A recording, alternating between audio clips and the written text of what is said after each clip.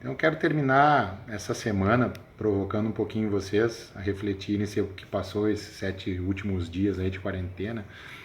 Porque eu tive uma conversa com uma aluna e durante esse período de conversa ela levantou em determinado momento que ela estava com medo de abrir qualquer hora dessas o micro-ondas dela e ter uma live lá dentro do micro-ondas ou um webinário.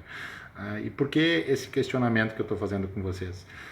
Porque tem muita coisa, muita porcaria sendo veiculada, assim, muita bobagem sendo colocada, ao mesmo tempo que também tem muita coisa boa. A gente não pode deixar de ficar atento a essas coisas boas, né? Ter esse filtro.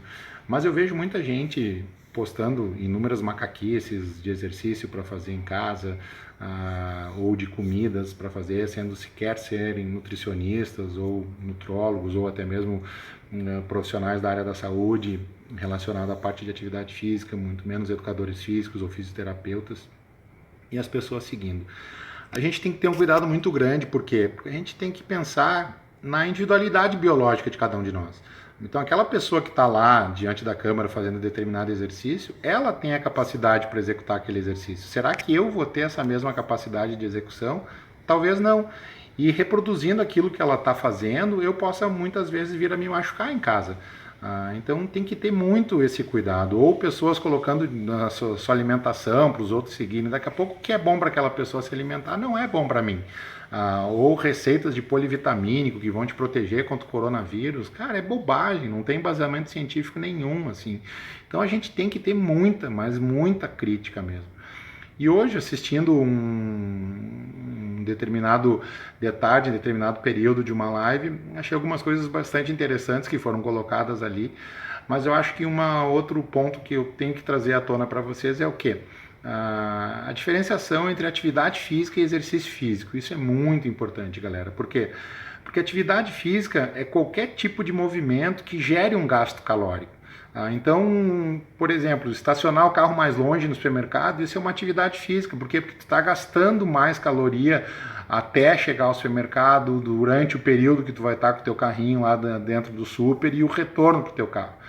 Isso tu vai fazer em determinados momentos do teu dia. Regar o jardim, passear com o cachorro, tudo isso são atividades físicas que a gente exerce e aumentam o nosso gasto calórico. E que elas são muito benéficas. Por quê? Porque elas vão acabar gerando, em algumas situações, um desequilíbrio na nossa balança calórica, naquela relação entre o que a gente gasta e o que a gente ingere. Isso é muito importante nesse período de quarentena, para quê? Para a gente não engordar. E a questão do exercício físico, esse é o ponto que eu quero tocar, é todo aquele exercício planejado por um profissional que vise especificamente melhorar alguma de nossas valências.